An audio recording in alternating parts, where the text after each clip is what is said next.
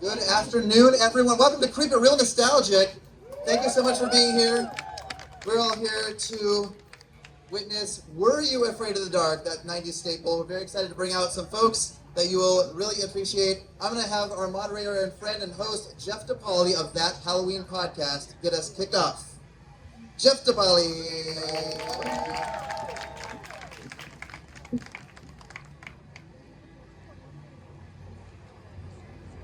Hi everybody, thanks for being here today. I'm a super Are You Afraid of the Dark fan, so I'm excited to bring my guests up. First up, let's bring up DJ MacHale, the co-creator and a director and writer of Are You Afraid of the Dark. And Jason Alisharan, let me see you on. Jason Alisharan, who played Midnight Society member Frank. And Eddie Robinson is joining us, who is in a very famous episode, The Tale of the Midnight Madness. Well, welcome. I'm so glad you guys could be here. Who is like a diehard fan of the show? Like, you don't have to lie. Like, I am obsessed with the show. Excellent. I love to see some diehards here. Let's just start at the beginning, because DJ, let's talk a little bit about the origins of Are You Afraid of the Dark? How did this concept come about? Was Nickelodeon looking for a scary show?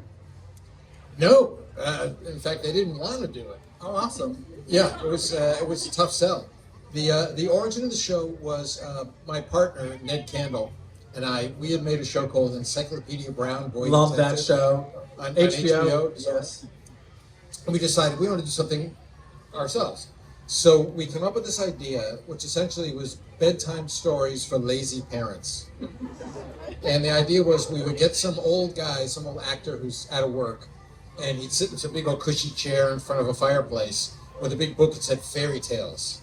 And he'd read the fairy tales, and then we'd record them and package it together. And this was intended to be direct to video. Remember those days? Direct to video. So it's a good idea. So the idea is that a parent who didn't feel like reading to their kid that night would say, okay, pop the tape in, here you go, listen to this old guy tell you the fairy tales.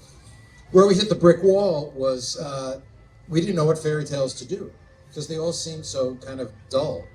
And it's like, we're not going to do Little Red Riding Hood, you know what? So Ned asked me the infamous question. He said, what kind of stories did you like when you were a kid? I said, I liked scary stories. It's like, oh, so fairy tales became scary tales. Then we thought it's a little weird to have some old guy telling scary stories to little kids. Hey, come here, little kid, I'll tell you the story. So we're like, well, we don't want the storyteller to be scary. Let's have kids tell the stories to the kids. Like, where would they do that? Oh, around a campfire. So there's kids sitting around a campfire. And then it's like, well, why are we stopping there? Why are we going to have them tell the story? Why don't we see the story? That's when the budget went whoop, and it became a TV series. And we took it to Nickelodeon, and we explained it. It's going to be kids sitting around a campfire, and they're going to be telling scary stories, and they're going to be really scary. It's not going to be like Scooby-Doo scary. You know, it's going to be like really scary. And they said no. I said, no, you can't scare little kids. And I was like, oh, yes, I can. All of a sudden, he's the creepy old guy. Yeah, suddenly I'm the creepy old guy. So we went away. And after we were gone for like a year, in the interim, some development executive, Nickelodeon, had gone through the dead show files, and he picked out the little 3-page thing that I wrote for Scary Tales. And he went to his bosses and said, how come we're not doing this show? And they called us back in to say, so is anyone doing that Scary Tales show? And we're like, oh yeah, a lot of offers on that. Yeah, nobody cared. But that's how it started. And then we found a Canadian partner to pay for half of it, and now we're sitting here today 40 years later, or 30 years later. Awesome. Very cool. And the Midnight Society was born. And I'm curious, was there any like strategy as far as the number of kids? Or was there conversation about the number of kids that would be perfect? Or was it just like, we'll have this many kids, 2 stories in the season? Or it was... like with any kind of ensemble that you're writing about, you try to get a variety of types of characters.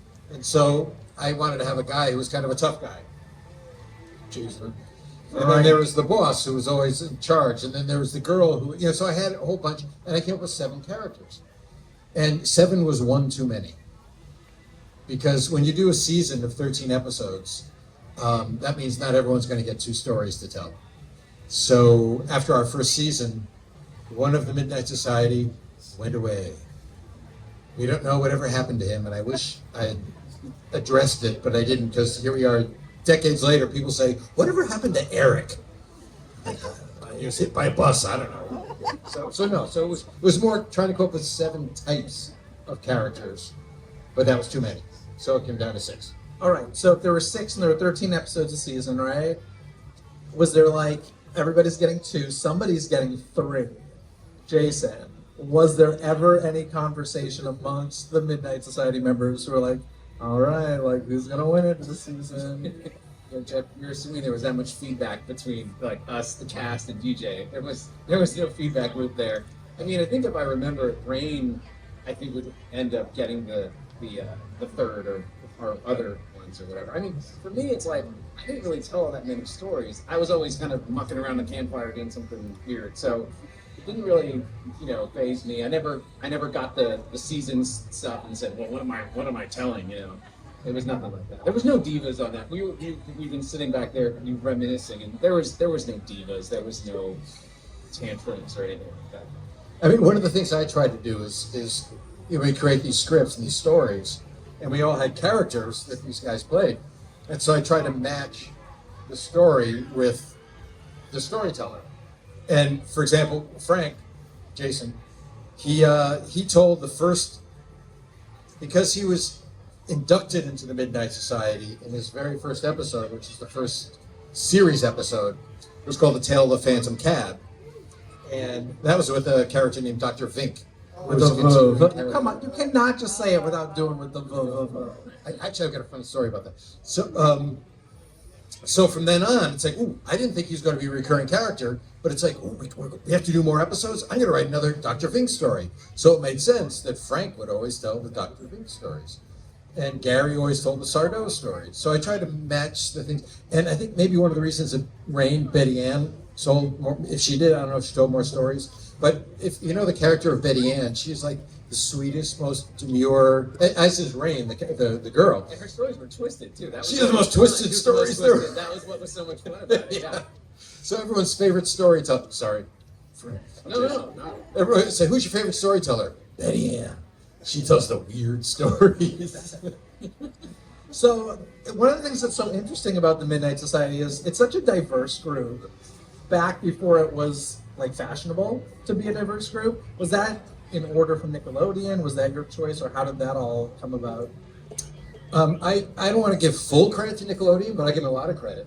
They were Nickelodeon. How many are '90s Nickelodeon? Okay, so you'll know what I'm saying now. That Nickelodeon was almost like the anti-Disney. Especially if there was anything that Nickelodeon had a lot of say in and gave me notes on nothing except casting. Because they wanted real kids. They wanted authentic kids. They didn't want these perfect kids. And there are a lot of times, we had a lot of actors in the show. We had to cast a lot of kids. And sometimes they would nix a kid because they'd say, he's too Disney. He's too freckle face, overacting. I mean, they wanted real kids, and they wanted diversity. So that was a very big part of it, and I give them big credit. And I am very proud to say because of that, we were nominated for an NAACP award because of our in the very first season. We did a show called The Super Specs, and we cast. And there was a couple, and we had these 2 actors, Eugene Bird, and I forgot the girl's name. Eugene is black, the girl is white, and Ned and I was like, "Are we going to get flack for this?" And we're like, "Who cares? Let's just do it." So we had an interracial couple in 1992, when it really wasn't expected. And Eddie's episode, same thing. It was an interracial couple. But also, never addressed either. In either episode, it's not like you guys were like, I know we're from different places. Like, you just did it like it was normal. Like, and Are You Afraid in general, I mean, there were a lot of mixed race couples, mixed race parents. You know, you guys just treated it like, yes, what it is. Who's the best actor for the job? You're going to get it, and I'm very proud of that. But Unless you look too Disney, then you're not going to get it. No. But that's awesome. That's great. Now, the Midnight Society, obviously, you had a few minutes at the beginning, a few minutes at the end. How long were you actually shooting a season in? We shot all the campfire at once. So it was like, I think as DJ said, it was like 2 weeks a year or 2 weeks a season. So we would just do, the first episode would be before lunch, and then we'd have lunch and change clothes, and then do the second intro and ending. Then I got to ask the question, Jason, where the hell was Frank for season 5? You had one season left before, the kind of reboots. Where was Frank? Yes. Why was that, Jason? No, I get this question all the time. I was entering, I think I was like my junior year of high school, and it was like, going to university, it was kind of getting serious. And I'd done 4 seasons, and I really enjoyed it. And I was, DJ and I had a good relationship, and I went to him, and it was like, nothing diva here. I was like, look, I got to kind of concentrate on school, and I know you're setting the schedule, and it's like, hey, I'm kind of available at these times, but I don't want to be, that guy. And if it can work, I'd love to do it, but if you can't do it schedule-wise, like, I can't do it. And DJ was like, let me take a look, and then he couldn't do it, and that's all it was. So it's DJ's fault. It's neither. I mean, like, DJ he gave me my first shot. I'd never been on television before. He was the one who gave me that chance, and he's a terrific person to work for. Well, but I give Jason credit for this. He called me. A lot of times you get the agent call, you get the manager call, you get the casting director call. Jason called me to say, DJ, I think I got to focus on other stuff. Right. And I was like, what? Right. Well, no the fans were bummed, just saying. Let's do it as adults. That wouldn't be weird at all, right? Bring the original cast back and do like that sort of reboot. Because we all know it's been rebooted, but let's just bring back the original. I would do it in a heartbeat. The original Midnight Society. Actually, I got a call. I think Paramount called me at one point, and they were like, would you go back? I think Nickelodeon called, and they were like, would you go and do, something? I was like, sure, yeah, whatever, I'm available. Yeah, whatever. Yeah, fine. That's awesome. Sure.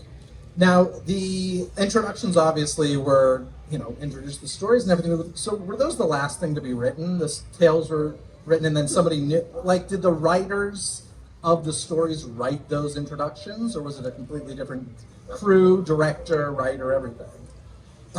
Good question. In the beginning, because if you know the show, or if you don't know the show, it's always those kids sitting around a campfire and they introduce the tale.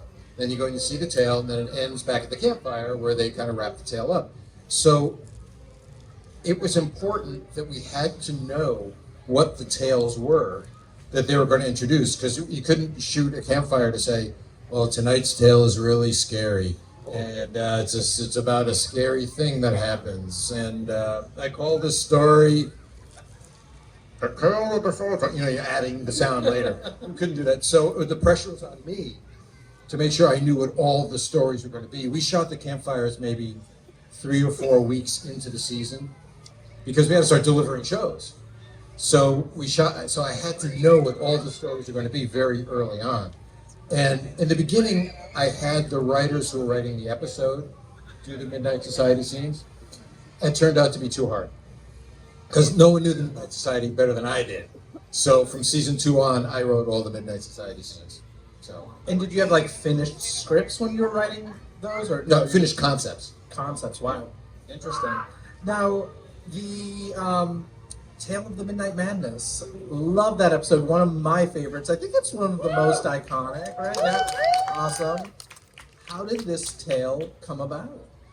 Because you wrote this one, right? Yeah. I wrote and directed it. This is really fun. I told these guys this earlier, and they're like, really? I didn't know. Early on, when Nickelodeon was so afraid that parents are going to be coming to their doors with pitchforks and torches saying you're scaring our kids to death, they said, if you can, try to base stories on literary antecedents. So stories that are in the public domain or whatever, so that if we get complaints, we can say, well, what are you talking about? This is classic literature. And in fact, I think the reason why I wrote 3 scripts before we shot the pilot, and I didn't want to do the script we ended up doing. I wanted to make the pilot the tale of the dark music, If you know that episode, it's about the boogeyman in the basement and the kid goes down. I thought that was a quintessential Are You Afraid of the Dark episode. And they said, nope, we want the tale of the twisted claw. The reason being the tale of the twisted claw was a takeoff on The Monkey's Paw, which is a classic short story. And that was their first shot at, if we get in trouble, we'll say, hey, no, it's a... So the tale of the Midnight Madness, it is based on an old fable. And no one would ever guess. These guys couldn't guess it when I brought it up today. If you know the story, does anyone know the episode, Tale of the Midnight Madness, about the movie theater?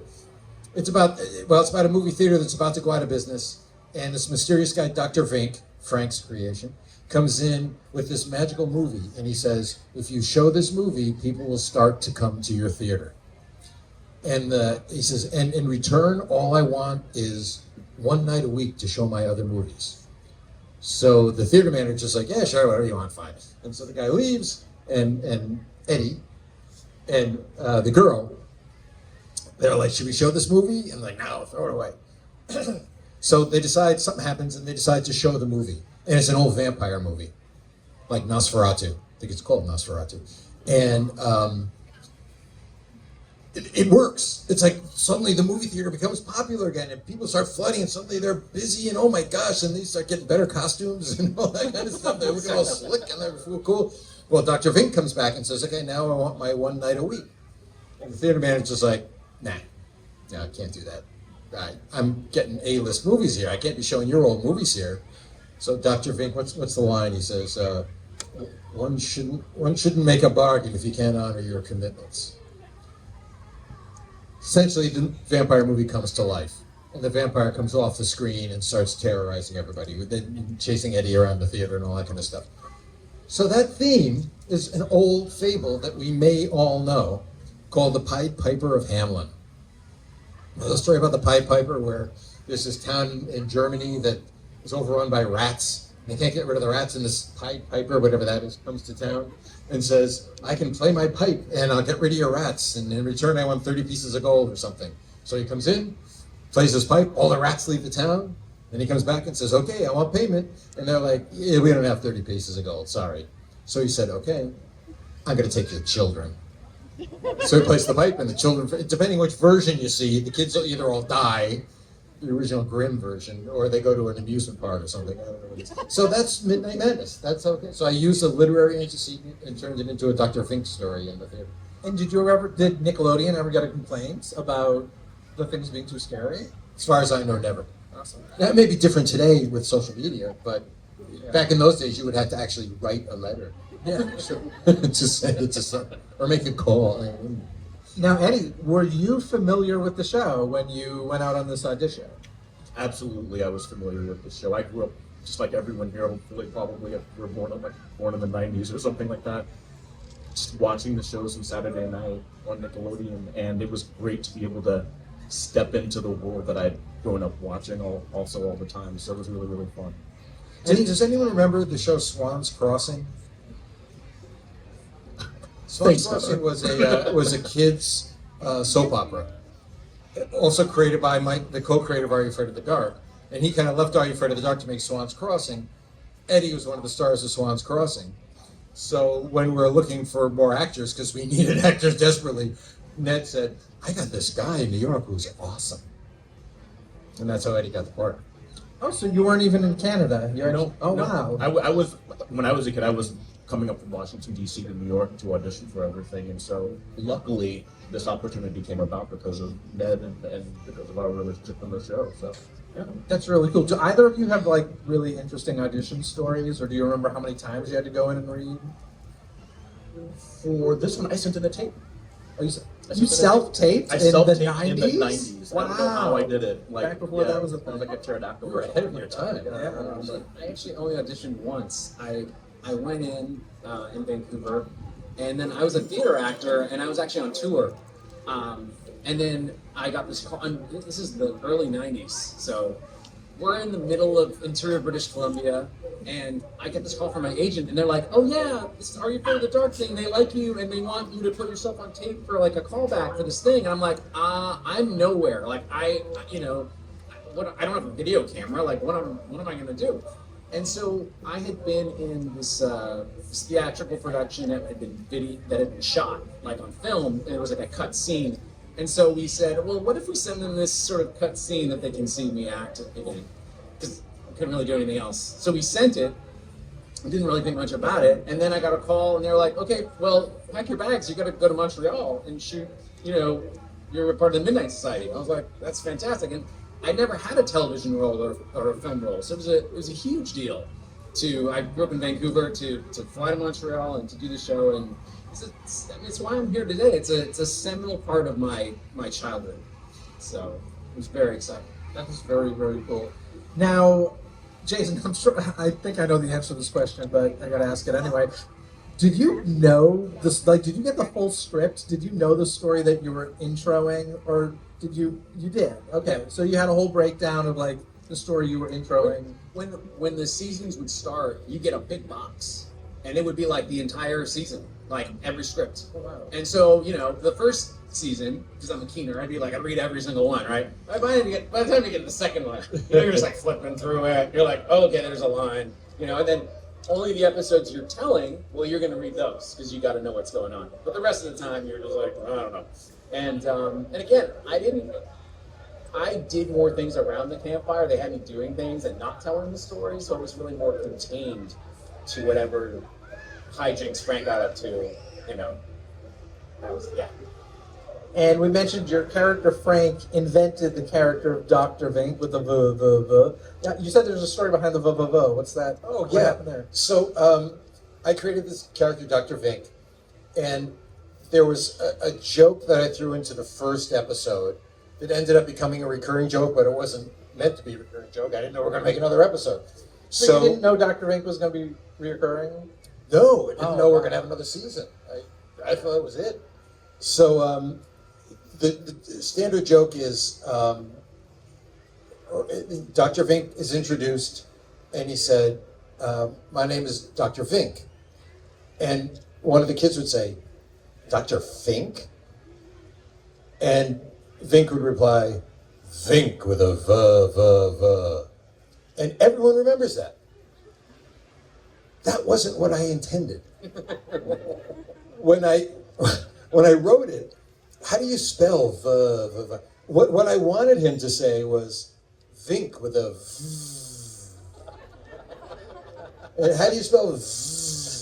So I in the script, v. So we're doing the table read before we shot the episode, and Aaron Tager, the late Aaron Tager, who played Dr. Vink so beautifully, we get to the point where he says, Dr. Fink, Vink with a v.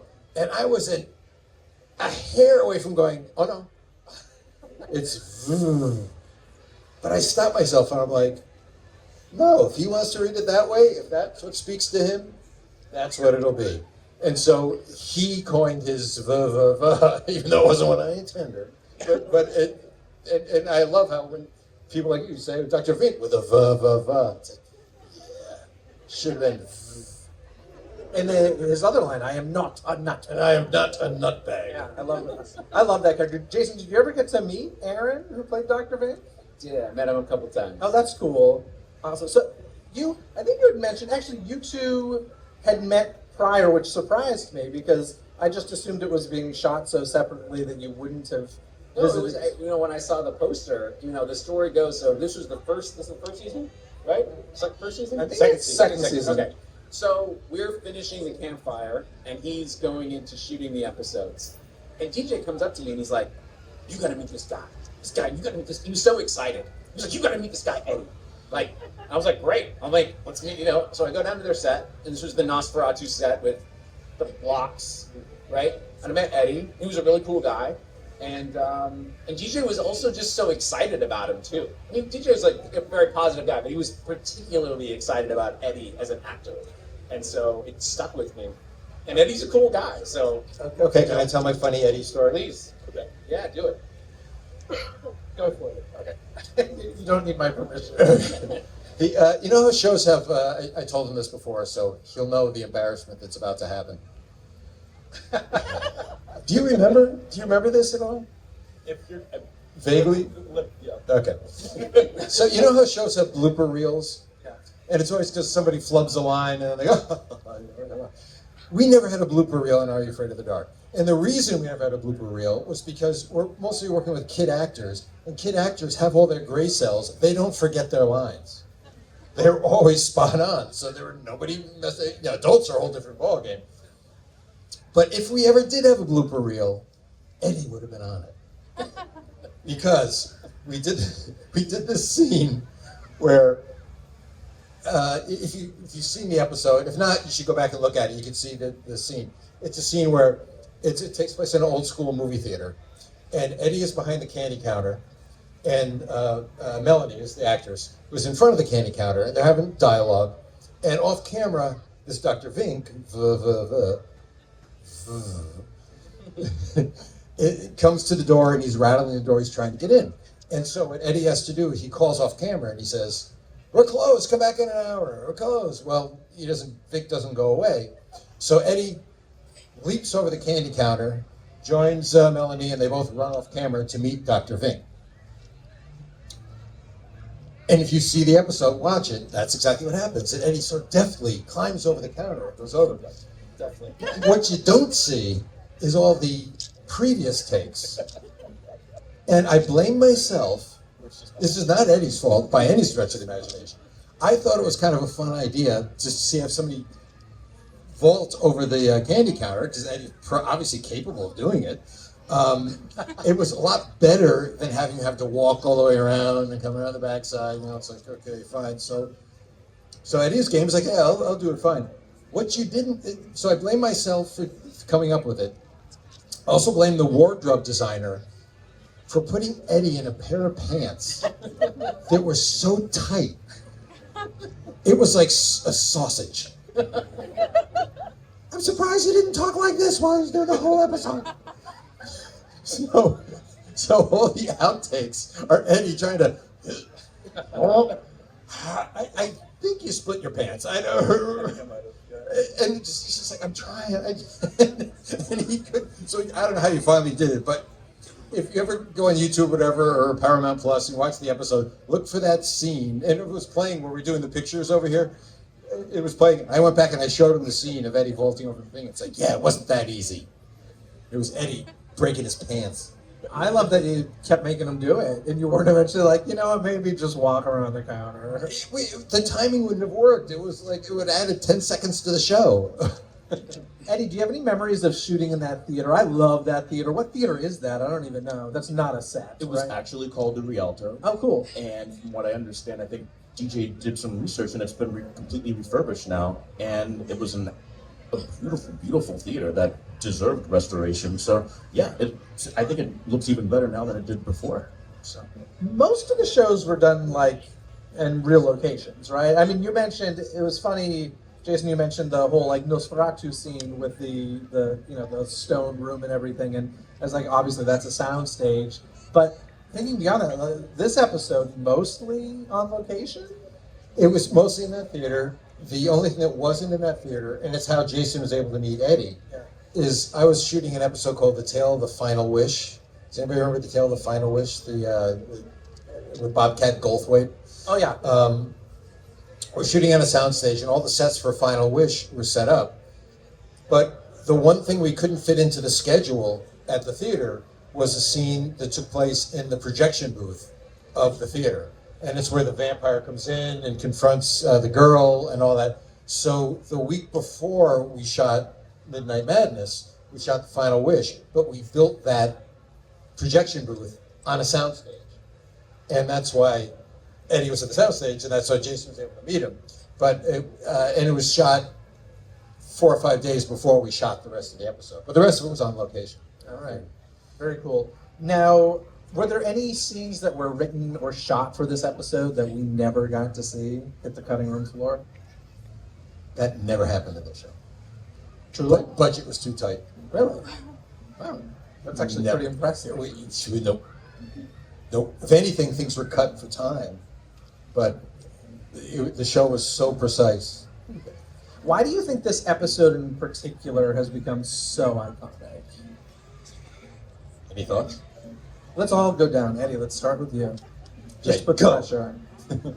I think for all the reasons we've just been discussing is that it's definitely a slice of life. This Nickelodeon shows in particular, it's about having a genuine connection to the characters and also to the stories as well. And I felt like whenever I was watching shows like this, I felt like it was great to be treated like an adult, you know, and it felt like it was something that resonated with me in a sense that it wasn't Disney. And yeah, I think that's what it is for me. I mean, look, I think it starts with the casting, actually. I think, as you said, the diversity and then not addressing it at all. But, you know, when I met them, the thing that I liked most is these two people genuinely liked each other and had a really great chemistry and energy. And it really comes across in that episode. So I feel like they're both really good actors, and then they have that. And on top of it, you're also doing this very iconic Nosferatu story. The Pied Piper is the antecedent of it. And I just think it's really great storytelling, actually. It's a bunch of things that will come together. And one of the things that I always tried to do with Are You Afraid of the Dark is not just make it about the boogeyman of the week. I always wanted to have a story about a couple of kid or a couple of kids who are going through some real relatable conflict in their lives that isn't supernatural. In this case, it was Pete, character Pete, who was afraid this movie theater was going to go out of business, and he was doing everything he could to save this thing because he loved movies and he loved the concept of the old school movie theater as opposed to the multiplex. So, you know, that's something you can relate to. I mean, it's not a shattering conflict, and not all of them were, but it was something that you can relate to, and there's also the relationship between the two of them, where he really had a crush on the girl, and what was the line where she says, I want to hug or hug me or "Oh, hug me again." Oh, no, that is a good line. No, it was. No, Eddie did a great line. It was when they decide that the theater's going to be a success, and they're so excited, and they're like, "Oh my God!" and they hug each other, and they break apart. She's like, "Oh, what are we going to do?" And he's like, "I don't know. Let's hug again." It was so genuine. It was so cool. But earlier he said, "You're not a geek, Pete. You're a nerd." So it's always want to put real kids into these then suddenly supernatural situations where a vampire comes out of the screen. Do you remember seeing the vampire in the makeup for the first time? Because it's one of the most iconic characters, I think, from the series. I do. Yeah. Growing up, I was also a real big fan of the vampire vibe and everything anyway, and so it just so happens that I was cast in a show that I absolutely love the subject matter as well. I mean, I've been watching like The Lost Boys, everything, like all of that was a part of my own personal interest. So seeing how that stuff comes to life was really special. And DJ has a little secret about that actor, anyway, who portrayed the vampire that I honestly didn't know until you told me, so perhaps you can share it. You mean about being in the show? Or? Yeah, like multiple other characters in the show. We shot the show in Montreal, which is predominantly French-speaking. And so the English-speaking pool of actors, local actors, wasn't huge. And it's expensive. It's not an expensive show, so we had to import. Like Jason brought it in from Vancouver to be in the show. So we had to reuse actors quite a bit, especially the adults. So Chris Heyerdahl, who played the vampire Nosferatu, he was in an earlier episode. If you ever saw The Tale of the 13th Floor, about the girl who turns out to be an alien. On the 13th floor, there's a toy factory. He's the weird Leonid guy who's an elevator operator who's taking him up and down.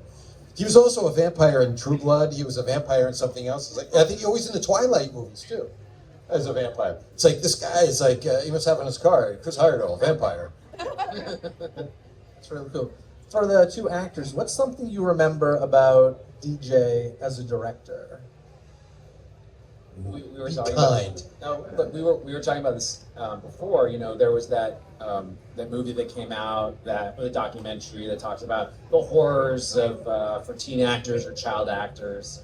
And Eddie and I were talking about, look, this was my first television role, and I've done other things since, not as an actor, but as an executive and as a producer, and it was a great first experience because DJ's not just a talented guy, he's also just a genuinely terrific human being. And so what I'm trying to say is those things that you hear about in the documentary, none of them happened on our set. It was like the most like positive, healthy. There was no shenanigans. There was nothing like that.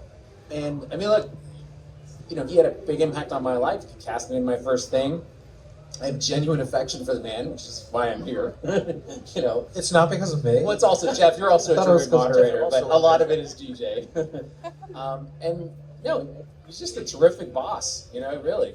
I have to agree with that. I mean, just working with DJ and also with Ned changed the trajectory of my life in so many different ways. Ned wrote my recommendation for college. Oh, did he really? Oh, cool. Yeah, and so these types of things, like having people that are supportive of you and your interests, particularly because filmmaking and all of the entertainment industry in general, it's just I have such a passion for it, and it was something that what I remember the most about it is wanting to continue that interest and looking back on it now, how influential it was. Well, it's tough. I mean, kid actors, you hear all these horror stories of kid actors, and most of them are true. But it's a tough position to be in. I mean, you're a kid, 12, 13, 14, whatever it is, and you're expected to be a kid. But when the lights go on and the camera's rolling, you're expected to be a professional, an adult, and that's a lot of pressure. It's a pressure for adults to be an actor. I don't know how actors do it. I think It's also, you're a kid in an adult's world, and there's always these stories about kid actors that do drugs and get mixed up in things, and I think it really comes down to the person. And anybody at that age that's not completely developed in their mind, and it's a lot of money. Like you're given per diem, you're given a pretty good salary. Sometimes you're kind of unsupervised. And if you don't have that kind of discipline, you can get up to some trouble. You absolutely can. And then also finding your own value as a person as you're learning about who you are. That can also be a challenge, particularly when a lot of those things, as you get older, you change. And you still have to grapple with identity and stuff like that. So definitely being in an environment where you're supported is really important. I think also because, it's a kid's show or tween show. You think it's with a bunch of kids. It's an adult. It's the entire crew is adults. This is serious business. It's like they're spending a lot of money. The only children are the ones in front of the camera. So even as a kid, you're still in their world, and you're very aware of that. I think when you're 13 years old or 14 years old. So. Yeah, it's pretty impressive. I was doing an event with DJ in 2022, and Eddie just showed up to this event, and so I saw that reunion happen, and I was like, oh my God, these people actually care about each other. Because when's the last time you had seen them? On the set. Shooting. That's wild. Yeah. Wow, that was just 2 years ago. And Jason, how about you? When's the last time you saw I've DJ? been fortunate. I stalked DJ, so Okay. I stalked DJ over the years. Cool. I have seen him when I was at USC. I saw him. We had lunch, and then we had dinner not that long ago, 2 years ago with my dad. So, and anytime I get an excuse to see him or do a panel with him or do a Zoom thing with him, I always do it. So. One of the things, and I hope it's evidenced by what these guys are saying, is that not everyone does this, but they should, is that when you're making a show, or it's not just show business, it's everything, if you put emphasis on the right things. And I've always tried to say it's all about the show. We're all professionals here. Let's do what's best for the show. Let's put egos aside. Let's put any kind of personal things aside. And I've always tried to say whatever decision I make, whoever it affects will realize why I'm doing it. It's this is why this is happening. And it's really important when you're working with kids because they're so impressionable. So they would always understand that it's this is, we're not playing here. This is real, but there's no other motivation going on here, but let's put on a great show. Well, I'll give you a story of actually how pure of a set it actually was. So we're shooting in Montreal. It's a different kind of culture. And at lunchtime, the French Canadians like to drink wine. Now, DJ, and we didn't have that many, the Midnight Society is 6 kids, and the rest of it's the crew. DJ didn't think it was the greatest idea to have children sitting down to eat a meal with adults drinking wine. So we were literally taken out for lunch to different restaurants around Montreal. We did that for a couple seasons actually, just for that one reason. Did you know that at the time? Yeah. Oh, wow. He told me, because I was like, why are we doing this? And he explained. I was like, okay, fine. And it was great because we just toured a bunch of great restaurants in Montreal. It was It was fun. Well, there's more to it than that. Well, let's hear it. It was also, it's a very different culture. It's a very French culture up there. And when you start having wine at lunch, suddenly the afternoon slows down quite a bit. So I made an unpopular decision to say no wine at lunch. And they're like, well, sacre bleu, well, wine, who's my cigarette? I'm like, sorry, no, we need to hit the ground running when lunch is up and we gotta go. But again, that's the respect for the show. It's not because I had any prejudice against wine. I drink wine too. But it's like, I can't have this happen in front of kids and when you're not going to be at your best for 2 hours after lunch when we were on a time thing. So it was both.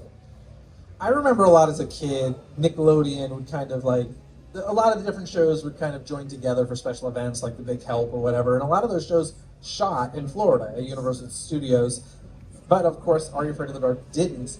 Do you remember being invited to that sort of stuff? Okay, so you were taking part in that even though you were kind of...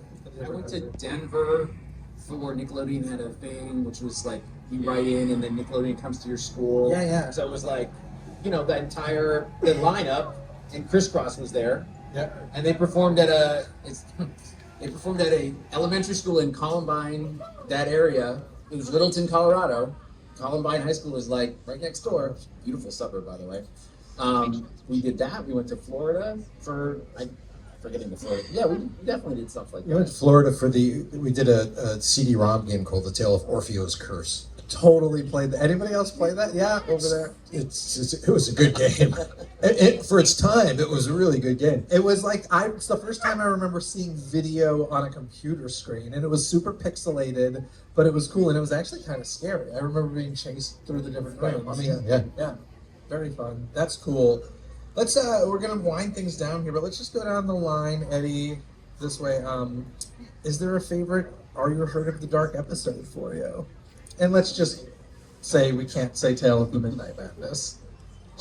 What's the one that's based on you and Ned? What? Isn't there like one that was like, it reminds me of like, actually we saw this one, I think that was a part of the screening. A couple of, like the last time, I forget the I name had of it, one but it's- with Jay Baruchel, one of his episodes. And what was the other one we watched? It's two kids that are telling a story.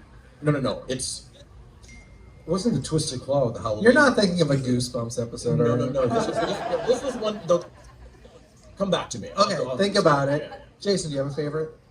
Well, I have two actually. So one, I said a favorite. oh, I'm cheating, Jeff. Okay, But fine. no, my brother was in an episode with Tatiana Ali called The Tale of Quicksilver. So that one's always like Your brother did an episode of Are You Afraid of the Uh-huh. Dark? That's awesome. Yeah, it was him and Tatiana in that episode. So, and he shot that one, I think, right at the end of us shooting. Mhm. And then the one that I've always really loved is the Shiny Red Bicycle, because it's a really emotional story, and it's about this guy that's trying to come to grips with the death of his friend, and it's like it really got me. Like I just think it's pretty terrific storytelling. For me, that's Are You Afraid of Its best. One of the things that blows my mind is I'll be talking to DJ about episodes because I'm a nerd and I do that randomly.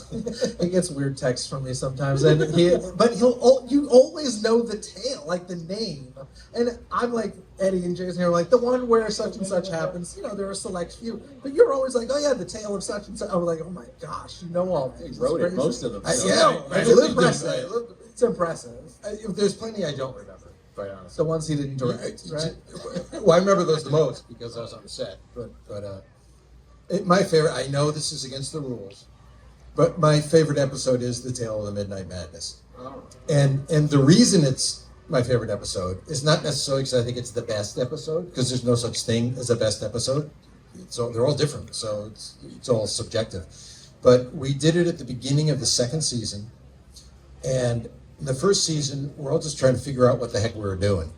We're just trying to fly by the seat of our pants and try to figure out how to do it. And I remember giving scripts to the department heads, who mostly spoke French, but again, the department heads, and they look at the script going, what do you want to do here? He's in a mirror, he's got, all these wacky things. By the time we went through the learning curve of the first season, And we're into the second season. The difference was I'd give them a script and they'd say, okay, we got that. How can we make this better? So, in my opinion, The Tale of the Midnight Madness was the first time we were firing on all cylinders. It was the best. At that point, it's like, wow, this is what we can do. So I have a special place in my heart. Besides these guys, working with a great crew and all that kind of stuff, it's just like the end product was like, ooh, now we're hitting the ground running, now we got it. So that's why, personally, it's my favorite. Whenever you ask somebody what their favorite thing is, often it's because they have a personal attachment to it as opposed to objectively, but yeah, that's my favorite. We'll get back to Eddie in a second, but since you brought it up, the personal connection thing, DJ does have a least favorite episode, and it kind of breaks folks' hearts when he says it. At least it did the last time you said it in front of an audience with me. What's your least favorite episode, DJ? It's not that it's my least favorite episode. It's because it makes me twitch whenever I think about making that episode. Because Do it you was know, this- Jason? Do you know? Okay. It was the single most difficult episode that we did. It was so difficult. I was not going to direct it, but I was not going to foist it on any director to have to do it. I figured I better do it myself. And so we bit off more than we could chew.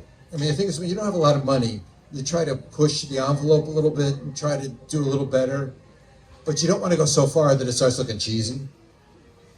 This got a little Limburgery. Not the whole thing.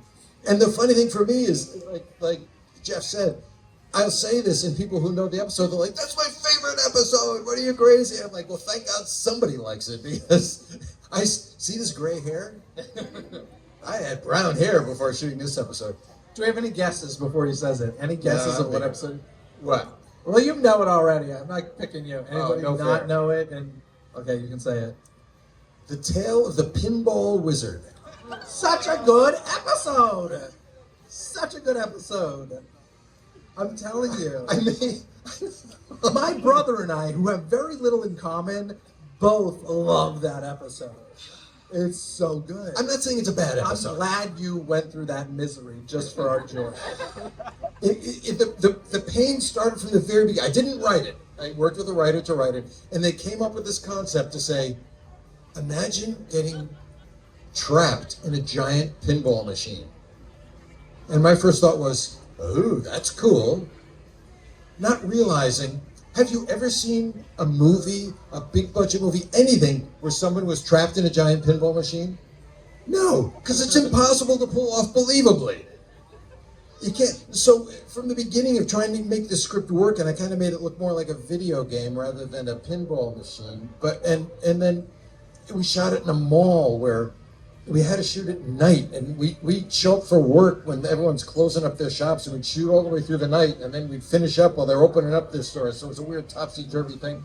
And it was the only show, it took us 6 days to shoot. Normally it took 5 days to shoot the show. There was so many gags, so many bits, so many interesting things that we had to do, that we had to shoot a 6th day. Thank God it was the last episode of a season, because there's a whole union rule that if you shoot a 6th day, you have to pay everybody time and a half. And then if we had to then shoot again on the following or 2 days later, we'd have to pay time and a half all the way through. We didn't have any kind of money. So one, it was the end of the season, and we were out of money. So I love every person on this crew. They had to take a vote by the union rules. They had to take a vote that they would work for straight scale without having to have the time and a half, because that was the difference between meeting the budget for the show and not. And everyone voted saying, no, we'll work for scale. It's for straight. So I was just like, oh, thank God. Then I felt beholden to everybody. Oh God, it was terrible. That's actually really impressive, though, that the whole staff, I mean, that honestly speaks to you as a director and people, wanting And there were probably a few that didn't want to, but then they got shamed into it. I think I can actually speak to it. Like, DJ was beloved. Like, he was beloved by his crew. I've actually never seen anything like that before.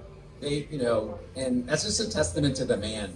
you know, and the relationships that he had with everybody. And it's really rare. I mean, we joked about this before. It's like, that was my first experience in film and TV, and it's not been duplicated since. Well, just know everybody here that knows that episode is visualizing that giant pinball at the top of the escalator and salivating over it. So thank you for suffering.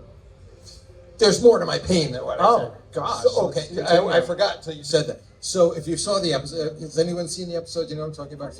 And the whole thing at the end, it's got a negative ending where the kid beats the game because there's always a climax. But then it turns out he's stuck in the game forever. And the way that's illustrated is that this giant pinball appears at the top of this stairway, and it's like, oh, so that's the way it ends. Then it goes back to the campfire. Season's over. Snick, you guys know Snick, Nickelodeon Snick. And so Nickelodeon put on this big party at Paramount Studios to congratulate everyone for making Snick. It was so great. So it was just a whole festival of, everyone's happy, and I was so happy we finished it. Oh my God, it's so great, we did it. And everyone's congratulating, everyone's saying, good job, it's fine, it's fine. There's this one guy, the same guy I told you the story about earlier about the audition. Same guy. I'm just glowing because I'm just happy it's done and it's finished and all this kind of stuff. And he comes up to me at this party, a Nickelodeon guy, and he just looks at me with this smirk and he goes, a giant pinball, really? Exactly. Before you're on, Eddie, did you figure out your favorite episode? Okay, so it's another vampire one, surprise. But isn't there a vampire in a hospital? The Oh night yeah, shift. yeah. That was like the series, quote unquote, series finale, right? That was end of season 5. Your order was done, and then they ended up bringing you back. Little did we know we're going to come back. Yeah, and what did the door say at the end of that episode? 65. 65 episodes. The number was 65 on the door because that was it for the series supposedly. But luckily we got more, so it was great. One last question: did you ever play with the fire dust when you weren't supposed to? No, we walked into our little our thing over there for the photos, and they've got the campfire set up, and they have the bag. And I then joked to DJ. I was like, the way that you made the fire, it was a pyro, but to make it flame up, it had coffee mate.